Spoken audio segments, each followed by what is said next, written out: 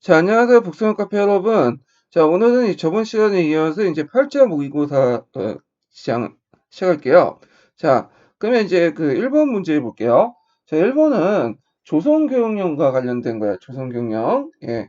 그러면 이제 그 어떤 조선교육령이냐 하면 일단 이제 초등교육과 중등 이렇게 있고 소학교, 중학교 이렇게 해당하는 과목이죠. 5, 6학년 때는 일본사 2시간을 배웠다. 그리고 이제 중등은 중학교로서 이렇게 들어가 있는데, 자, 여기에서 이제 그 초등에 해당하는 학교가 이제 소학교, 중등에 해당하는 학교가 중학교. 요 소학교와 중학교는 예전에 1, 2차 아이고, 1, 2차 조선교육 때는 일본인들이 이제 다녔던 학교죠. 우리는 보통학교, 고등고등학교 이렇게 다녔잖아요. 근데 3차 조선교육령에서는 내선일치라는 명목으로 일본 그 교육 제도하고 조선인들 교육 제도를 일치시켰어요. 일원화시켰죠. 그래서 이제 일본인 그 교육 제도를 일원시켜서 소학교, 중학교, 대학교 이런 식으로 일원화시켰다. 자, 그래서 이제 요거는 여기 볼 때 3차 조선교육령이다. 이렇게 이제 보시면 되겠죠. 자, 3차 조선교육령은 또 한 번 개정이 있었어요. 1938년에 공포한 다음에 1941년에 개정이 있었죠. 요 개정 내용에서 제일 중요한 게 이제 우리의 초등학교에 해당하는 그 학교의 명칭을 소학교에서 신상 소학교에서 국민학교의 명칭으로 바뀌죠. 그래서 이제 한동안 1990년대까지 국민학교라는 명칭을 사용했죠. 자, 그리고 이제 교과 통합도 했죠. 예, 그래가지고 뭐냐면 역사를 무슨 과에 편입을 시켰냐면 여기에 들어갈 것이 국민과예요. 국민과.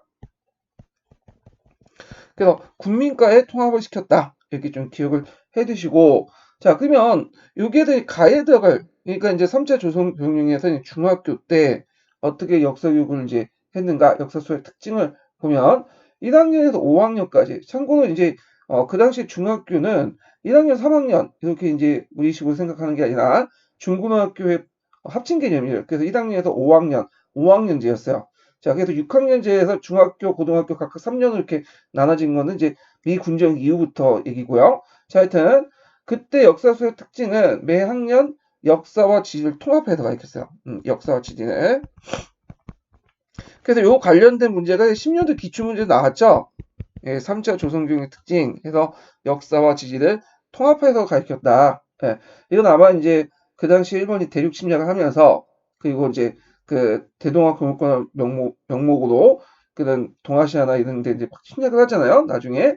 예. 그래갖고 요때 이제 그 침략 지역의 이제 어떤 역사도 알아야 되지만 또 지리도 이제 같이 알 필요가 있어요. 왜냐면 그 지역에 이제 사정이나 그다음에 그 부근에 정찰할 때 필요한 지리적인 어떤 지식도 필요했기 때문에 그렇게 한 것 같긴 하는데, 자, 하여튼 역사와 지리 앞에서 가르쳤다. 이런 것들 좀 기억을 해주시면 될 것 같고요. 자, 2번을 볼게요. 자, 2번은 신라의 어떤 사회경제적 어떤 관련된 내용인데요. 자, 거기에 있는 한문사료의 그 내용은 뒷부분에 있어요. 자, 여기 보면 이제 지중왕 때 관련된 기사라는 걸 이제 알 수 있는데, 그걸 이제 볼 수 있는 것이 뭐냐면, 시조 이래로 나라를 이제 세운 이래, 나라 이름을 정하지 않았다. 예, 국멸, 미정이라고 했죠. 그래서 혹은 이걸 이제 우리나라를 사라고 하고, 또는 사후로 하고, 신라라고 한다. 그래갖고 이제, 그 당시 신라의 명칭이 정확히 않았다, 국호가. 그래서 이제 신등의 생각으로는 이렇게 있죠. 그래갖고 덕업이 날로 새로워진다는 뜻으로 신자, 네, 그다음에 사방이 망라한다는 뜻으로 나자 이 의미를 붙여가지고 국호를 뭐라고 한다? 신라로 하자. 네, 이런 의미에서 이제 해서 이 말을 지징왕이 듣고 신라로 정했다. 그리고 이제 신라의 국호를 이렇게 정하고 나서 그 다음에 왕으로 칭했다가 니은이죠. 그래서 신라 국왕이라는 칭을 올립니다. 그 지징왕이 이에 따랐다. 이렇게 이제 관련된 내용인데, 그러면 여기에서 기획과 니은, 그러니까 신라가 국호를 정하고 왕이라는 어떤 칭호를 사용했다는 것은 어떤 의미일까요?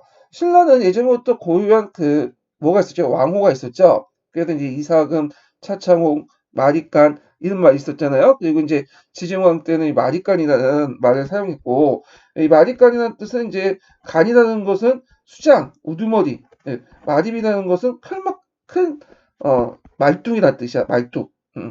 그래서 예전에는 이제 의자가 없이 이제 말뚝에 앉았는데 그 중에 큰 말뚝에 앉은 사람을 마리간, 그러니까 대수장 이런 뜻이죠. 자, 근데 이걸 이제 마리간이라 부르지 않고 왕이라고 부르는데 왕이라는 거는 중국식 칭호죠. 예, 이런 것들, 중국의 제도 이런 것들을 받아들였다는 걸 이제 볼 수가 있고, 그 다음에 또 하나 기획에서 이제 보면 예전에 이제 신라 국호가 정해져 있지 않고 뭐 신라, 사라 등등 여러 명칭을 사용했잖아요. 근데 이제 신라라는 국호를 정했어.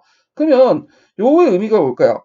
물론 이제 그 당시에는 우리나라 그 한글이 없었기 때문에 우리의 그 뭐냐면 발음을 그대로 그 음차해 갖고 기록을 할 수 없었죠. 그래서 신라인들은 뭔가 자기 나라를 부르는 국호가 있을 거라 생각했어요. 그 지증왕 이전에도.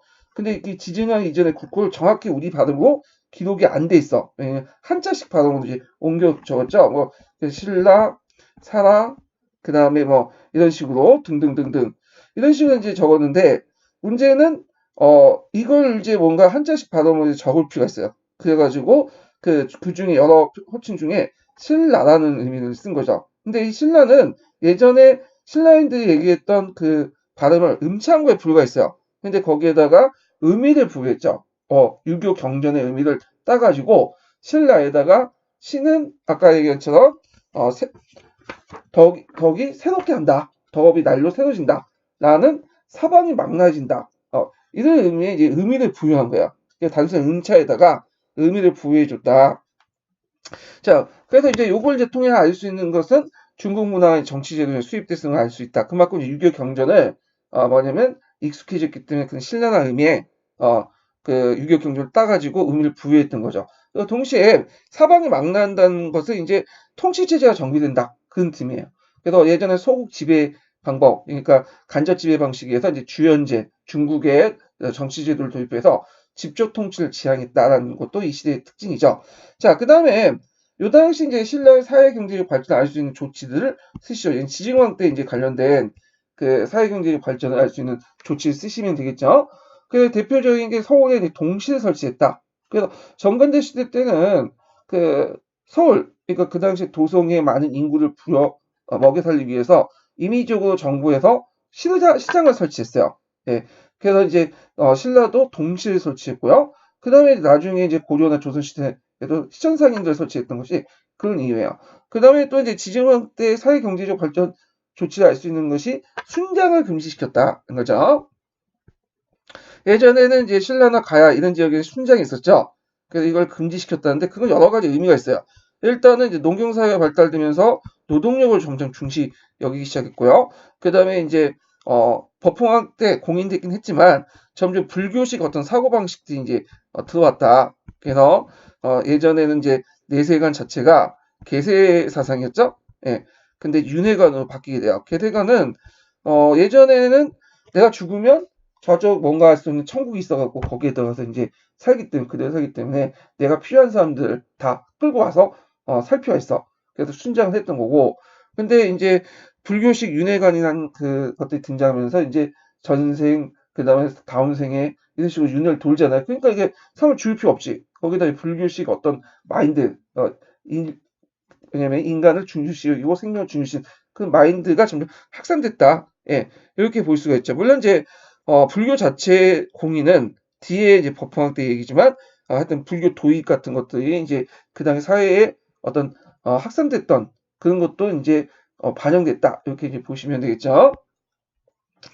자, 3번을 볼게요. 다음 가의 명칭을 써보고 나의 용을 쓰시오.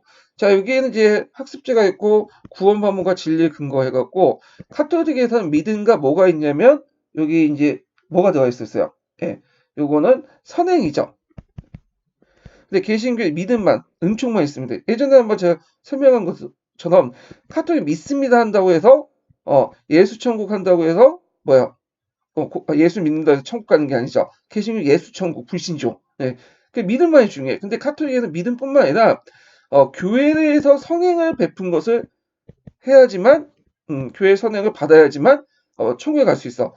만약에 선행을 밟지 않으면 아무리 착한 일을 해도 연옥에 가서 좀 있다가 천국에 넘어가는 거죠. 선행이라는 건 뭐냐? 교회에서 베푼 선행은 이거는 이제 예수님이 베드로에게 또 베드로가 교황에게 위임을 하는 건데 이건 칠성사가 대표적인 거죠. 성사. 그래서 이제 카톨릭 신부들은 카톨릭 신자들은 왜 태어날 때부터 죽을 때 칠성사를 받아야 되죠. 그 다음에 이제 뭐 대사라는 게 있어요. 대사. 대사라는 건 칠성사를 통해서 70%는 죄를 씻어줄 수 있죠. 근데 이제 30% 정도는 대사를 해야 돼. 대사라는 건 여러 가지 방법이 있는데 그 교회가 주관하는 어떤 그 여러 가지 행사들, 행사라는 것이 이제 자기의 어떤 그 육체의 탐욕을 벗어나기 위해서 어떤 고행을 가한다든지 단식을 한다든지 그다음에 이제 우리가 이제 아는 대사증권, 대사증권이라는 것은 면벌부 있죠. 예, 면벌부를 산다든지 이런 것들이 다 대사에 해당해요. 근데 이제 믿음에 관련된 것들은 이제 어제 성경에 명시돼 있지만 이렇게 교회가 이제 간행적으로 알고 있는 칠성사나 그다음에 이렇게 대사 이런 것들은 다 교회 전승에 관련됐어요. 근데 개신교 이런 것도 다 반대하죠. 예, 선행 반대하고 그다음에 그걸 전승, 교회 전승에 반대하고 오직 믿음뿐이고 진리의 근원은 성경에 명시돼 있고 성경에 명시돼 있지 않은 것들은 반대한다. 그래가지고 이제 개신교든 성사 제도를 이제 폐지하죠. 물론 폐지 안 하는 데도 있어요. 뭐 누트교나 이런 데서는 성사 중에 두 개는 인정하죠. 세대 성사하고 성체 성사. 그다음에 영국 국교회 같은 경우는 좀 약간 카톨릭 의식이 있어갖고 성사 제도는 있어요. 그렇지만 개신교에서는 성사 제도는 전반적으로 없어. 칼뱅파 이런 데서는요. 자, 그래서 이런 것들을 이제 차이를 보이죠. 자, 그러면 여기 보면 학습지에서 자, 학습지에 있는 내용의 가해 결정 내용을 정리할 것입니다.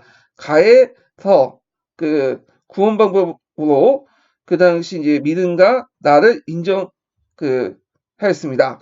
자, 그 다음에 이제 그 나는 영적 구원의 필수 불가분을 선언했습니다. 이렇게 있는데 여기에서 이제 가는 이제 뭐냐? 아이고 잠깐만요. 자, 요게 가는 요 학습지 내용은 이제 여기에서 정리한 내용이 여기죠. 카톨릭에서 학습지에서 그 구원받은 믿음과 그 구원받은 믿음과 뭐죠? 선행이죠. 일단 그 선행은 영적 구원의 필수적으로 선언했습니다. 그럼 요 성행을 카톨릭에서 이제 그 종전의 교리를 재정리 종전의 교리를 인정한 거, 추인해 준 거는 어떤 거죠? 네, 이거는 이제 트렌트 공예죠. 여기 네, 트렌트 공예. 그래서 이 트렌트 공예는 반동 종교 회의와 관련돼 있어요. 이렇게 이제 있는데 반동 종교 회의는 이제 제가 밑에 보충 자료에 이제 설명을 해놨는데 트렌트 공예는 이제 그 목적 자체가 그 당시 신교들이 이제 학생들을 막기 위해서 카톨릭에서 자체 종교 개혁을 이제 반동 종교 개혁을 하죠. 원래 이제 반동 종교 개혁이라는 망신 자체가 그 신교들 입장에서는 좋은 거죠. 구교들 입장에서는 이것이 진정한 종교 개혁이라고 이제 얘기하는 거고. 그래서 트렌트 공예에서 이제 내용은 이제 폐단을 시정하고요. 면죄부 판매를 금지. 면죄부 자체를 금지한 건 아니고 판매를 금지시킨 거야. 근데 이제 면죄부 자체가 판매를 목적으로 하기 때문에 판매를 금지했기 때문에 실질적으로는 나중에 없어지게 돼요. 성직자 기강 확립, 성직자 겸직제 금지, 성직자가 너무 무식하니까 그 성직자 교육을 시키자. 그래서 이 성직자 교육을 이제 주로 누가 시키냐면 예수회가 시키죠. 그다음 이제 아까 얘기한 것처럼 이제 정통적인 기본적인 교리를 추인해주고 재확인해주는 그런 것들인데 요걸 이제 제가 정리해놨죠. 구원의 방법으로서 믿음과 성령, 진리의 근거로서 성경과 전승 예, 이런 것들이 이제 신교와 다른 모습이고요. 그 다음에 이제 하체설을 인정한다는 거, 성변화가 연옥에 대한 믿음. 연옥이라는 것은 성경에 없어요. 천국과 지옥의 중간 단계죠. 예, 그래갖고 완전하게 100%뭐 지상에서 살아있을 때 제대로 시키지 못할 경우에 영옥에서 좀 있다가 그 시키고 나서 천국 올라가는 그런 거죠. 성자 공경, 성경과 전승의 진리의 근원, 그다음에 믿음과 선행의 구원의 방법 고수 이런 것도 있고요. 그다음에 이때 이제 종교재판소가 이제 설치를 했죠. 그래서 금서목록을 작성하고 카톨릭 교리를 수호하려고 했다.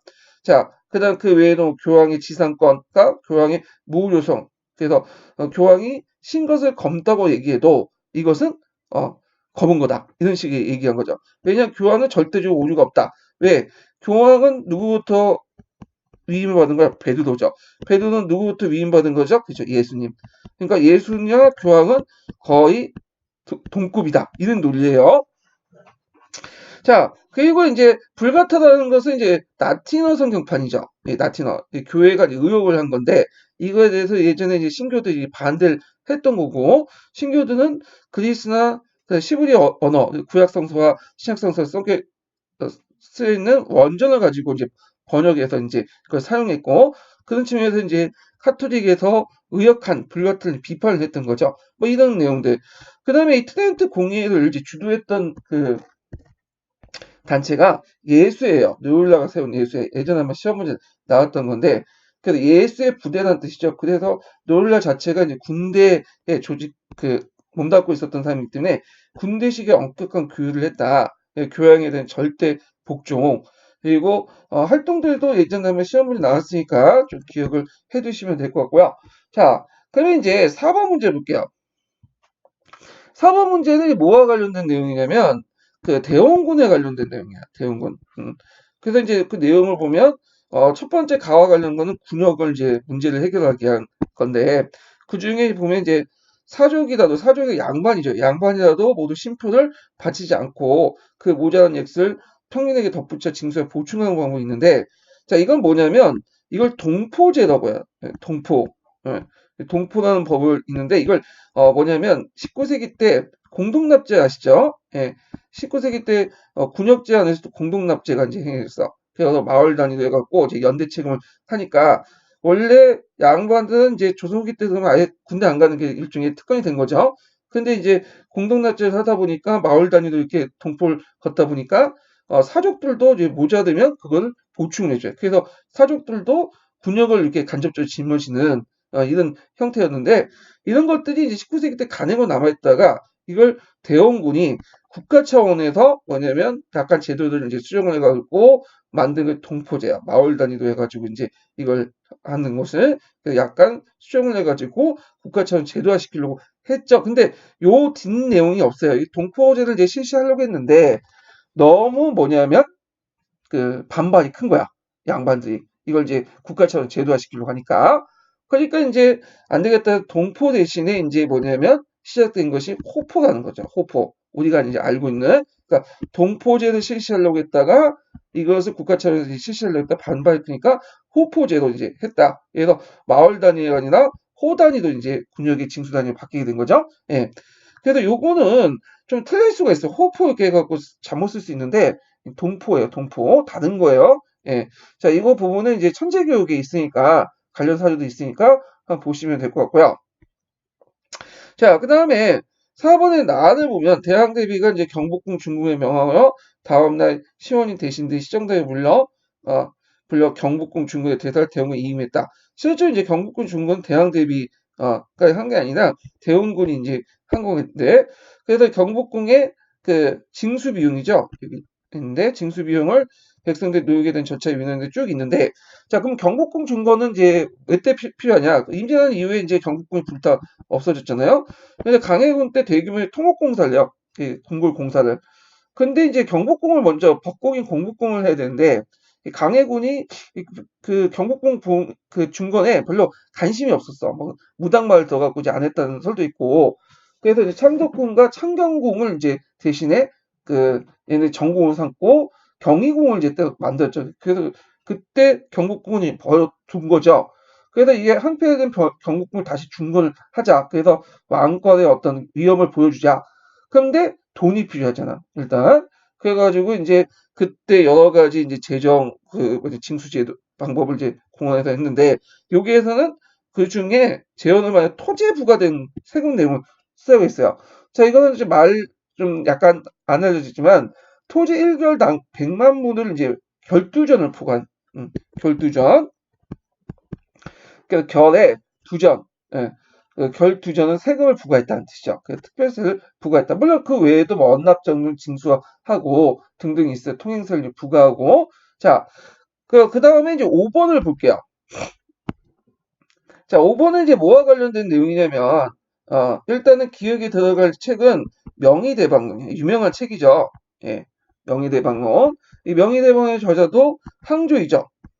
항조이는 예전에 한번 항조이 활동 관련돼 갖고 기출문에 나왔던 사람인데 보통 명말 청초에 그 활동했던 유명한 세 명의 학자가 있었죠. 항조이, 고용모, 왕부지. 예.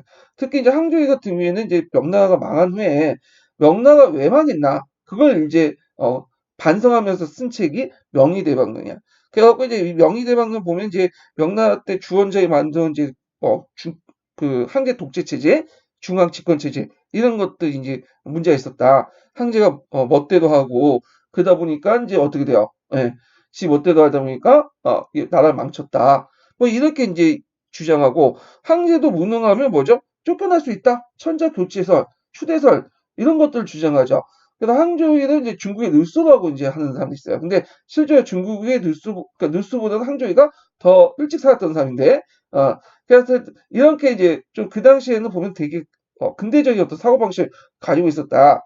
자, 그래서 이제 이 서명가 저자는 명의대명론 항조이 이렇게 쓰시면 되고, 저자가 창시한 학파의 역사 연구 특징을 쓰시오. 자, 요거는 이제 청나라 때 크게 역사학도 발달됐죠. 고중학이 발달되면서 그래서 이제 되게 절동학파, 예, 절사학파 이렇게 이제 있잖아요. 절동학파의 특징이 뭐냐면 그 실증주의예요. 철저한 사실에 입각한 역사를 소수하는 강의 실증주의고 역사서에 단순한 사실 나열이 안 되고 경서에 안 돼, 사실에서는 안 되고 사건 속에 숨어 있는 의미를 찾아낸다. 이게 경세적 의미가 있어요. 그러니까 이제 뭐가 할까요? 실증과 뭐냐면 경세적 의미를 플러스 시킨 것이 뭐다? 그쵸? 예, 절동학파죠. 예. 그래갖고 이제 이 절동학파는 경세적 성격을 갖고 있다. 근데 이에 반해서 이제 절서학파는 좀 경우가 달라요. 절서학파도 실증보다는 고증이라고 하죠. 동양사기에서는 고증을 가 개별적인 사실들의 고증은. 예. 그 거기에서 이제 뭐그 의미를 찾고 그런 건 아니야. 그러니까 이제 여기는 앞에 절동학파는 약간 국문학파적인 어떤 성격을 강한 반면에 여기 뒤에 있는 그 절서학파는 국문학파보다 공문학파적 성격 이렇게 강하다고 이제 보시면 될 것 같고요. 자, 그 다음에 이제 이 기억에 저수한 계기가 정치 사건 말해보시오. 아까 얘기했지만 이제 명나라의 멸망이죠. 그래서 남면 정권까지 멸망했어요. 명나라의 후손이었던 그 뒤를 남면 정권 멸망하고 그 다음에 그때 이제 그 상주이도 남면 정권의 부흥에 좀 참여하기도 했어요. 예. 자, 이런 것들이 결정적으로 이제 뭐냐면 명의대방론을 썼고 명의대방론이라는 것은 명나라가 왜 망했는가 그것을 이제 연구한 책이야. 역사적으로 고찰한 책이죠. 자, 그 다음에 6번을 볼게요.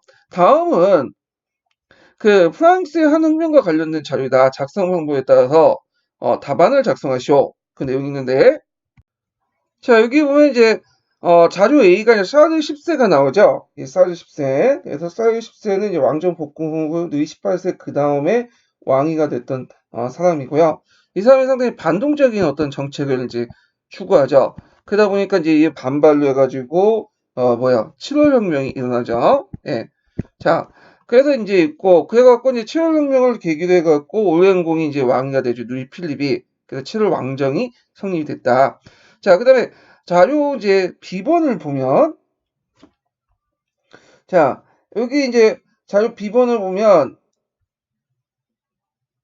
그, 이탈리아는 오스트리아 지배하에 실마했다. 자유를 침해당했으며 작은 소유에도 로마에서 톨리노, 나폴리까지 오스트리아 군대 맞닥뜨려야 했다.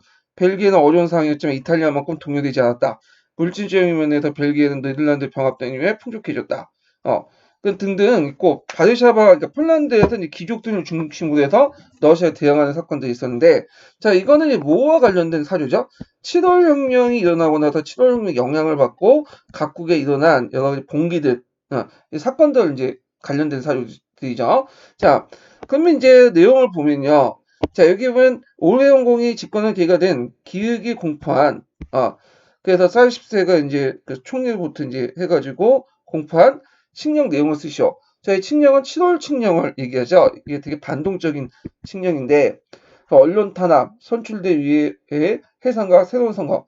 이게 이제 길자면 그 당시에 선거를 했는데, 반왕당파들이 대거 등장을 했던 거죠. 그래서 요구에 대한 이제 새로운 선거를 실시하자. 국회를 해산하고 선거권 제한. 이런 것들이 있었다. 이렇게 좀 기억을 해 두시면 되고요. 그 다음에 디귿이 이제 여기 보면 그 로마에서 토리노, 나폴리온까지 오스트리아 군대와 맞닥뜨렸다. 예. 그래서 이제 요때 이탈리아에서 그 통합운동, 그러니까 이제 오스트리아 싸우는 과정에서 통합을 하려는 이탈 통일하는 그런 움직임이 있었는데 이와 관련돼서 로마에서 공화국을 세우고 활동했던 그 이탈리아 단체들은 뭐죠? 예.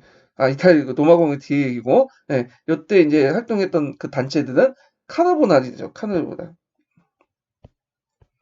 예, 숙군는 당이라는 뜻이죠. 카르보나리 당에서 이제 활동했던 사람이 마치니고요. 그리고 이 마치니가 나중에 이제 청년 이탈리아 당을 만들고 이 이탈리아 당이 이제 로마 공화국도 만들고 그러잖아요. 뒤에 이월혁명 이후에. 자, 그다음 벨기에이 니은에도 불구하고 독립하려고 했던 이유를 서술하죠. 벨기에는 이제 그 비인 조약 때 네덜란드 통합이 됐어요. 예, 이 당시에. 그래갖고 이제 네덜란드 통합을 됐더라도 뭐 그렇게 먹고 살 때 어려운 건 없었거든요. 오히려 더 번성했고 그랬는데도 불구하고 왜 통합을 반대하고 독립을 하려고 했냐? 그거는 일단 벨기에는 이제 알죠. 예전에는 네덜란드라는 지역이 있었죠. 예, 벨기에 네덜란드에 포함됐던 지역이에요. 자, 근데 이제 네덜란드 독립전쟁 때 네덜란드 지역, 이 북쪽 지역 같은 경우에는 주로 이제 카톨릭을 대신에 신교를 믿죠. 신교를 믿고 그다음에 네덜란드어를 사용했던 지역인데 스페인 대응해서 이게 끝까지 싸워서 독립을 했어요. 근데 벨기에는 처음에는 같이 동참했다가 나중에 다시 스페인 쪽으로 넘어가죠. 그래서 스페인 지배에 있다가 그다가 이제 그 오스 왕위 계승 전쟁 이후에 이 지역이 이제 스페인에서 다시 독일로 오스트리아 그 합스부르크로 넘어가잖아요. 근데 이 벨기에는 왜 그렇게 이제 네덜란드하고 이제 좀 차이가 있냐면 예전 범 네덜란드 거지만 벨기에는 좀 다른 게 있어요. 일단 이 벨기에이 그 두 개 지역이 있어요. 우리가 이제 잘 보는 프랑드 지역과 왈츠 지역 이렇게 두 개 지역인데 프랑드는 네덜란드를 사용하고 있는데 왈츠 지역 같은 남부 지역은 프랑스어를 사용하고 있어. 일단 그래서 프랑스어를 사용하는 그 지역이 포함됐기 때문에 이 북쪽이 네덜란드를 사용하는 그 지역하고 통합이 잘 안 됐고요. 그 다음에 요 지역의 공통적 종교가 뭐냐면 카톨릭이야. 신교가 아니라. 그 다음에 그러니까 이제 종교도 달랐어. 그래서 일단은 이제 언어와 간섭이 너무 달랐고 카톨릭이 우세한 벨기에에서는 네덜란드 정치의 지배에 크게 불만이었다. 예, 이건 경제적 문제가 아니라 주로 이제 독립하려는 것은 사회적이나 종교적 어떤 문제 때문이다. 이렇게 이제 보시면 될 것 같아요. 그 다음에 이제 그 이렇게 있고 그 미연에 실패한 이제 국내적 배경을 쓰시오. 바르샤바에서 나폴레옹의 황제 즉위 시대 꾸며진 의무가 실패 도왔다. 바르샤바의 귀족들이 이제 그걸 하다가 실패를 했죠. 그거는 국민의 대다수 점하고 농민의 지지를 받지 못했다는 거. 왜냐하면 농민들이 원하는 토지 개혁 이런 것들 하지 않았어. 폴란드 귀족들이 이런 것들 이제 같이 기억을 해주시고요. 자 여기에서 이제 그 답안지에 그걸 니은이라고 했는데 미음으로 고쳐주세요. 네, 미음으로.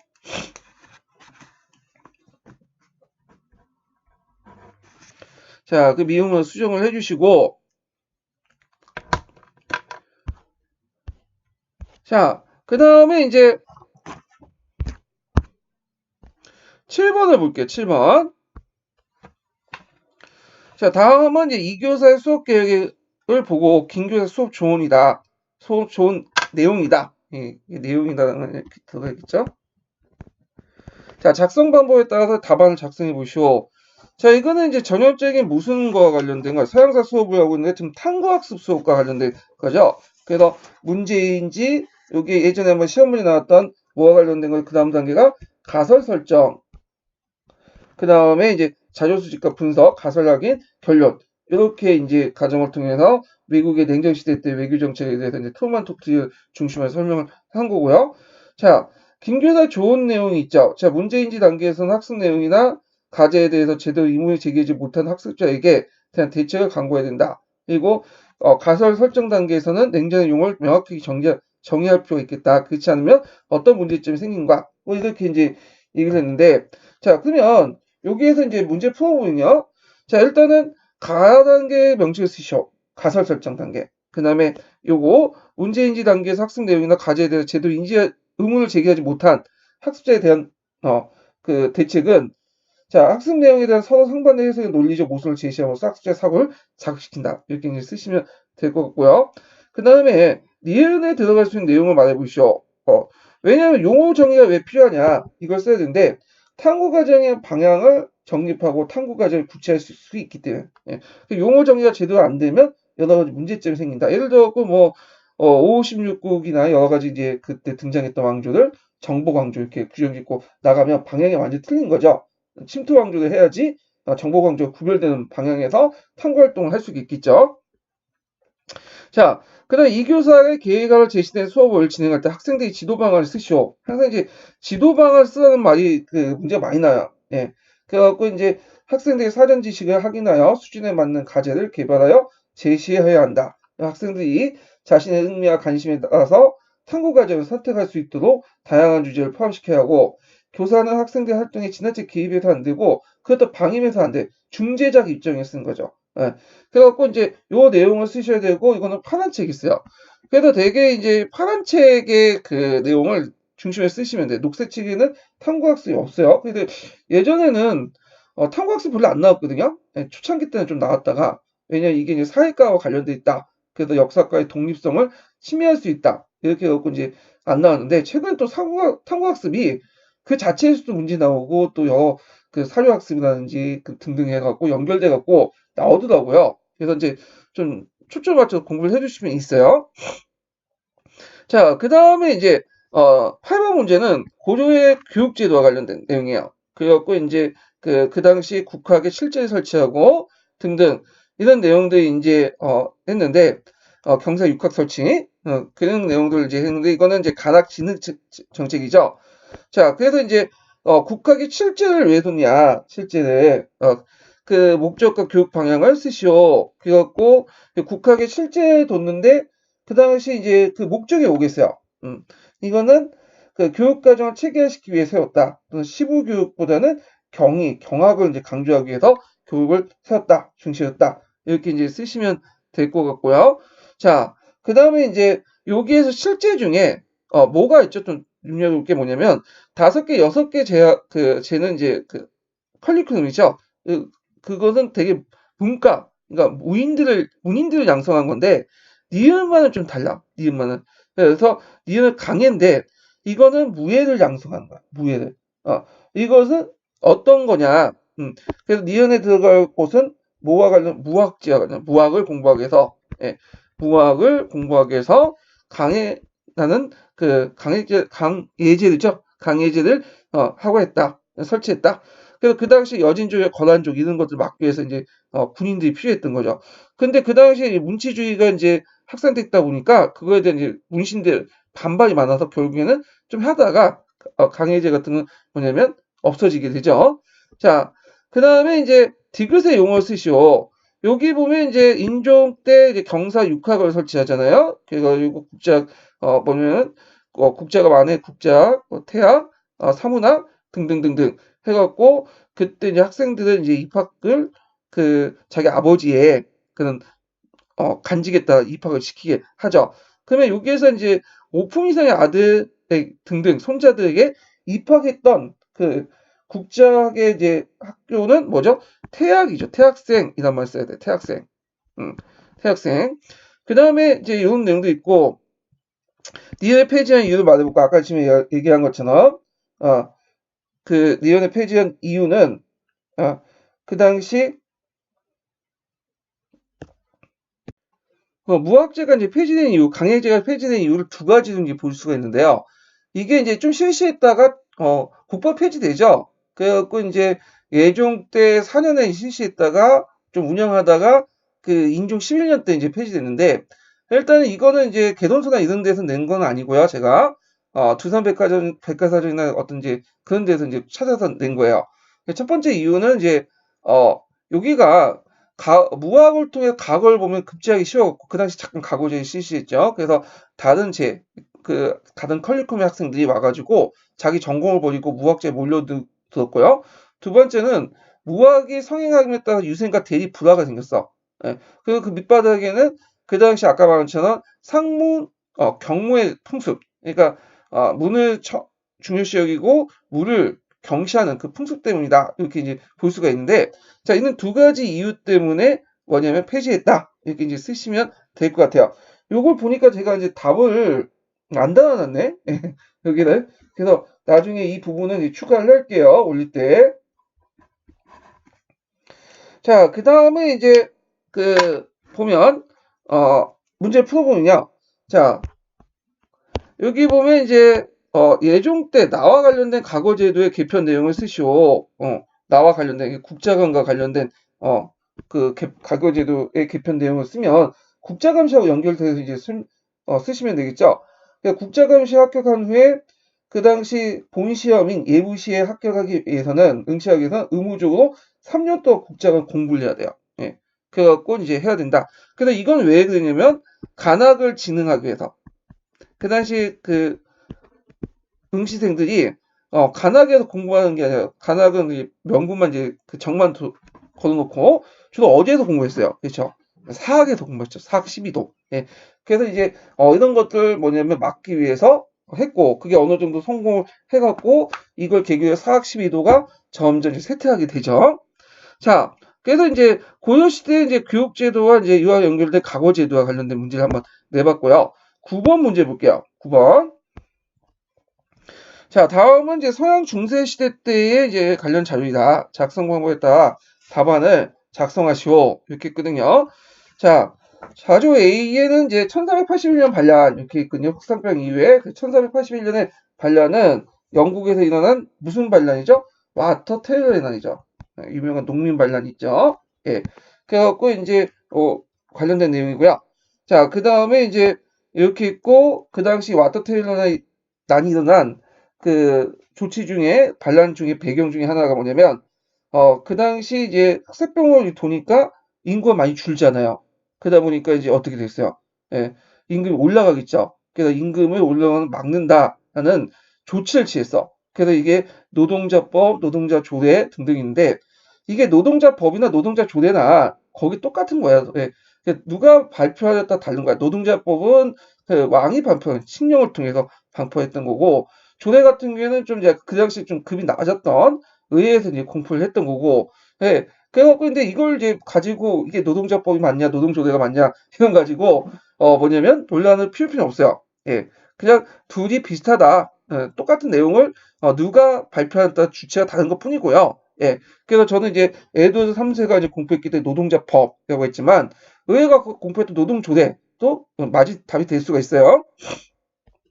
자, 그러면 이제 기획의 농민 요구의 내용을 한 줄 이내 쓰시오. 예, 와터 테일러의 농민 관련의 요구 내용은 이거 두셔야겠죠. 예전에 시험문이 나왔기 때문에 인신과 토지의 자유를 요구했다. 그리고 와터 테일러 운동은 로랜드라는 이제 그런 그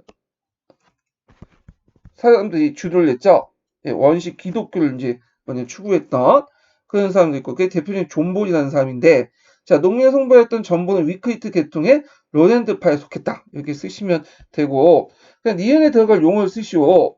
그래서 이제 여기 보면 1481년 반란 원인도 다양하게 강조되면서 탐구되었다.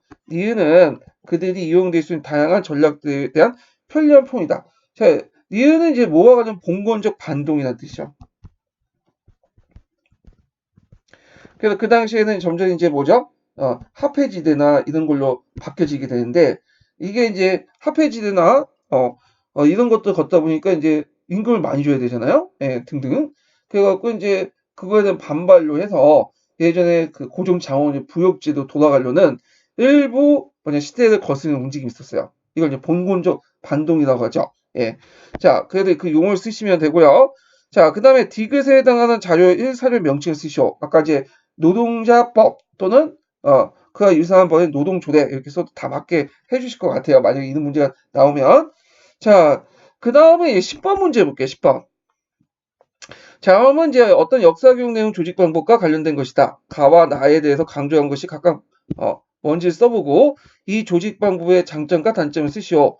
요거는 이제 문화권적 조직 방법이죠. 딱 보면 그래서 이제 자료 B를 보면 공통적인 중국의 문화권 있죠. 동아시아 문화권, 그러니까 문명권 있죠.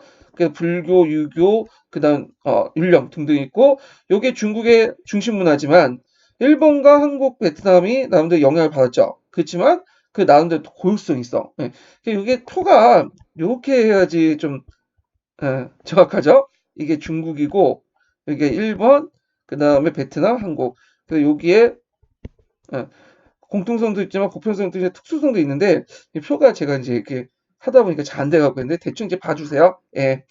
자, 그러면 문화권적 방법은 이제 어떤 식으로 분류를 하냐? 두 가지 방법이 있어요. 그래서 이게 가와 나와 관련된 내용인데 공통 문화 가지고 지리적 기준을 가지고 나눈 거죠. 그래서 이제 오리엔트 문명, 지중해 문명, 대서양 문명, 이렇게 동아시아 문명, 예, 이렇게 이제 있고 그 다음에 동아시아사 문명이 아니라 동아시아 문명 이렇게 쓰시면 되고, 그 다음에 지리적으로 떨어지더라도 문화의 특성을 공유하는 거죠. 되게 종교와 관련된 거야. 예. 그래서 이제 이슬람 문화권, 불교 문화권, 뭐 기독교 문화권 이렇게 이제 보시면 될 것 같아요. 자, 그러면 가와 나를 이제 강조한 것들은 여기서 각각 쓰시면 되고 이 조직방법의 장점과 단점. 항상 내용 조직 방법이 나오면 장점과 단점을 꼭 외워두세요. 자, 장점은 국가와 민족별로 분산되고 있는 역사적 사실을 문화적 특성을 기준으로 분류하여 체계적이고 일관성 있게 파악할 수 있다. 문화권 전체의 대상을 삼고 있어 역사를 거시적으로 종합적으로 파악할 수 있다. 그리고 문명 또는 문화권이 지니고 있는 특성과 보편성을 평가하는 과정에서 학생들의 역사적 사고를 신장할 수 있다. 왜냐 우리 동아시아 문화권에 이제 그 할 때, 우리의 보편성 중국 문화죠. 예, 그리고 그게 영향을 그대로 받아들인 게 아니라 그 나름대로 또 특수성이 있죠. 자, 단점은 뭐냐면, 그 당시 이제 강범위한 지역을 문화로 한꺼번에 묶어서 조직하기 때문에 각 민족의 특수성이나 개별적인 것들을 감각이 쉬워요. 근데 특수성을 이제 본다고 하지만 실제로 그게 잘 못 봐. 왜냐면 우리가 동아시아 문화권 이제 다룰 때, 되게 뭐 누굴 다뤄? 중국 문화를 다뤄. 중국 역사를 다루잖아. 중국 문화하고. 나머지 이제 한국이나 일본이나 뭐 베트남은 중간 다루다가 이제 조금씩 좀 다루고. 예. 그러다 보니까 말 그대로 이 보편성을 강조하고 보편성 특성을 같이 보는 게 아니라 보편성만 봐요. 예. 그리고 여긴 안 나왔지만 이게 이제 문화권적으로 조직을 할 때 어떤 문제점도 또 있냐면 서양 중심적으로 주제. 그러니까 서양을 서유럽 문화권을 중심으로 하고 잠깐 이제 중국을 부중심으로 하고 나머지는 기타사 등등 이런 식으로 하는 거야. 그래서 이제 이거를 이제 극복하기 위해서 최근에 간지역적 접근 방법이 출연됐잖아요. 자, 그 다음에 11번 문제 볼게요. 11번.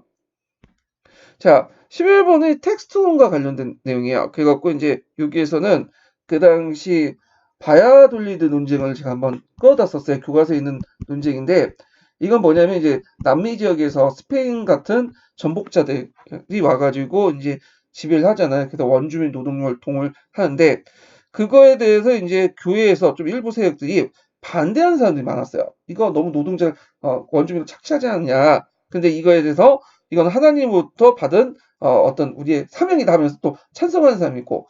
그래서 이걸 이제 논쟁을 했던 것이 바야돌리의 논쟁이고요. 여기서 이제 세포파드와 라스카사스가 이제 논쟁을 했던 거죠. 자, 그래서 이제 여기 보면 라스카사스는 뭐야 모든 사람이 다 동등하다. 그래서 이제 그 원주민들 이렇게 착취하는 건 나쁜 거다. 근데 이에 대해서 세포파드는 말도 안 되는 소리다. 거기 뭐 인간의 본성은 동급으로 변주하는 것은 분명히 사실이 없다. 그래서 하나님은 각기 차별줬다. 뭐 이런 식의 이제고 원주민들 차별하고 그런 것은 이제 노동력을 부려먹는 건 당연한 거다. 이런 식의 이제 얘기를 하는 거죠. 자, 근데 이제 라스카스와 세포파다의 이제 의견 중에 어느 게 그 당시에 주류적 관점이죠? 당연히 요거죠. 예, 세포파다의 의견이고 라스카스는 좀 비판적인 거니까 비주류고요. 예, 되게 역사적 기록물, 그들이 이제 서양인들이 기록한 그 역사적 기록물, 그 당시 기록물은 세포파다의 입장에서 이제 쓴 거죠. 자, 그러면 이걸 좀 텍스트론적 관점에서 한번 접근해 볼게요.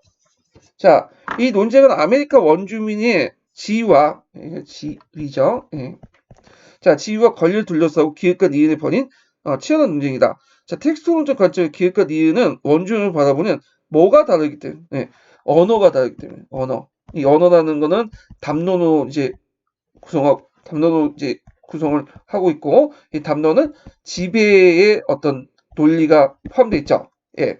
자, 그래서 원주에 다른 의미를 부여하고 있다. 기획의 관점 서양주의 담론을 담고 있고 그 다음에 그 니은은 허구가 아닌 만들어진 뭐입니다. 담고 있고 니은에 들어갈 거면 요거는 니은에 이제 들어갈 용어는 언어죠. 아까 심에 언어는 허구에 따라 만들어진 뭐다? 텍스트론적 관점 발견이다. 이렇게 쓰시면 돼요.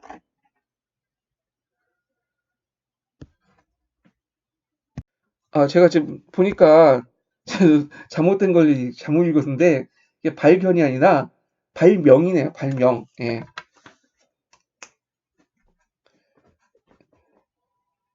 제가 지금 오기를 집었는데 발명이에요. 발명. 예. 그거 좀 수정을 해주시고요. 미을 들어갈 것은 발명이에요. 발명. 그래서 어느 허구에다 만들어진 발명이다. 이렇게 쓰시면 되죠. 발견은 있는 걸 새롭게 한 거고, 발명은 만들어지는 거죠. 예.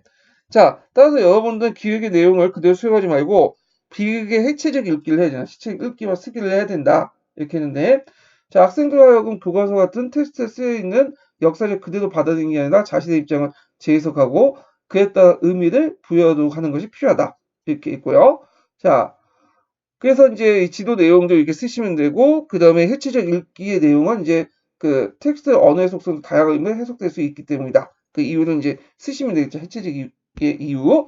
자, 그래갖고 이제 이렇게 한번 텍스트를 달아봤고, 아까 전에 이제 요거에 들어갈 미음은, 발명으로 이렇게 고쳐주세요. 여기 답안지가 좀 약간 쓰다가 오기가 있는 것 같은데, 예. 그 다음에 이제 여기에서 이제 또 보면 11번 문제 볼게요. 12번 문제는 한국 현대사와 관련된 문제죠.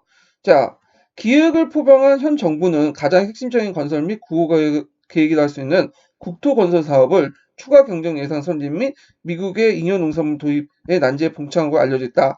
자, 여기에 핵심적인 국토 건설 사업이야. 국토 건설 사업은 누가 추진했죠? 그렇죠. 2020 때 장면이 추진했죠. 장면하면 좀 뭐냐면 약간 경제하고 상관없는 인물로 이렇게 이제 하지만 장면 정권은 뒤에 박정희 정권과 마찬가지로 제일 먼저 강조됐던 게 경제 제일주의야. 그래서 경제를 우선시 여긴 건 박정희만 한 게 아니에요. 그 당시에 못 먹고 못 살았기 때문에 경제를 무조건 내세웠어요. 그래서 이제 요거가 있고 그리고 이제 기획을 하기 위해서 이제 정부가 조치를 한 가지 쓰시오. 그래서 경제 제일주의과 경제 계획을 이제 했죠. 그래서 이승만 때 그 뭐냐면 했던 경제 개발 계획을 실현을 못했는데 이걸 또 다시 받아들여서 1차 경제 개발 계획을 입안하죠. 3개년 경제 계획을 5개년으로 확장시키고요. 그런데 그걸 하려다가 뭐야 또 쿠데타가 일어나니까 못했고 이걸 박정희가 계승을 한 거죠. 자, 그 다음에 니은을 구성하기 위해 집권 내부 니은을 구성하는 그러니까 니은이라는 것은 이제 현 정부죠. 장면 정권은 구성한 집권 정당의 분열 내용을 쓰고 디귿을 이제 그 배경을 말해보시죠. 현 정부 그러니까 작년에 민주당 정권은 이 민주당 상태가 이제 여러 이제 그 야당 세력들이 집합을 해갖고 만든 거죠. 예전에 자유당부터 해갖고 여러 야당 세력들이 있는데 이때 구판이 심판이 막 갈려져 나갔어. 그래서 윤보선이 속한 구파와 대통령이죠. 장면이 속한 신파 사이에 정치적 갈등이 있었고 결국에는 이렇게 민주당 안에서 신민당이 분당돼 나가요. 예, 요거 쓰시면 되고요. 자, 그다음에 디귿의 배경을 말해보시오. 자, 여기서 디귿이라는 것은 이제 미국의 잉여농산물 도입의 난제. 그러면 요것은 그 당시 그 어떤 의미냐? 원래 미국이 여러분들 미공법이라 해갖고 법에 의해서 우리나라 무상원조를 했죠. 근데 이제 이승만 후반기 때부터 1958년인가요? 그때 넘어가면서 미국의 경제 원조 무상원조에서 차가원조로 바뀌었어. 예. 그래서 이제 예전처럼 뭐 공짜로 이렇게 받아들이기가 좀 힘든 구조였어요. 예. 그래갖고 이제 이런 내용들 좀 같이 기억을 해두시면 될 것 같고요. 자, 그래서 이렇게 해서 이제 한번 시험 문제는 이제 전국 A를 풀어봤고요. 오늘 전국 B를 이제 하려고 하는데 이게 월요일이래요 지금요. 원래 주말 때 해갖고 A, B 이렇게 같이 푸는데 제가 이제 그 전 시간에 얘기했던 것처럼 토요일 날 좀 약간 바빴어요. 제 개인 사정 때문에. 그래갖고 오늘 월요일 날 이거 전공 A를 이제 하고 나서 전공 B는 이제 내일 하고요. 내일 아마 그 저녁 때인가요? 새벽 때 이제 이렇게 해가지고 올릴게요. 예. 그러면 좀 잘 지내시고 내일 뵙겠습니다. 예.